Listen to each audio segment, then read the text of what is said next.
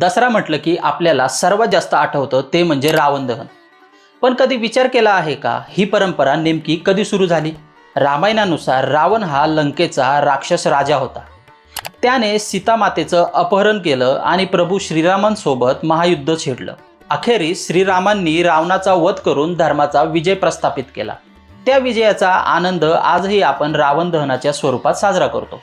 पण इथे एक महत्त्वाची गोष्ट आहे, सार्वजनिक पातळीवर रावण दहनाची सुरुवात खूप नंतर झाली।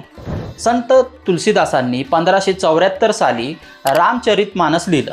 त्यानंतर रामलीला या लोकनाट्य परंपरेची सुरुवात झाली। रामलीलेमध्ये राम रावण युद्धाचा देखावा दाखवल्यानंतर प्रत्यक्षात रावणाची प्रतिकृती जाळली जाऊ लागली। म्हटलं जातं की पहिल्यांदा उत्तर भारतात, विशेषतः वाराणसी आणि दिल्ली परिसरात हे सोहळे सुरू झाले। दिल्लीतील रामलीला मैदानावर रावण दहन 17व्या शतकापासून अतिशय प्रसिद्ध आहे। आजही हजारो लोक तेथे जमा होऊन एक ऐतिहासिक क्षण पाहतात। पण हे लक्षात ठेवा, सगळीकडे दसऱ्याची परंपरा सारखी नाही।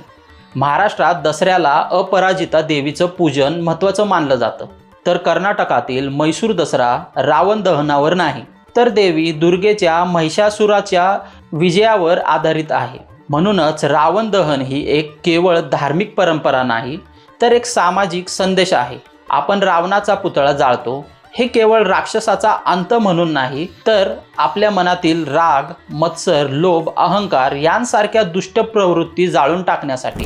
दसऱ्याच्या या मंगल पर्वावर चला आपण सर्व मिळून आपल्या आतल्या रावणाचा नाश करू आणि खऱ्या अर्थाने सत्याचा विजय साजरा करू। तुम्हाला जर ही माहिती आवडली असेल तर आमच्या चॅनलला लाईक करा, शेअर करा, सबस्क्राईब करा आणि पाहत राहा जे बात अस्सल गोष्ट मुद्द्याची।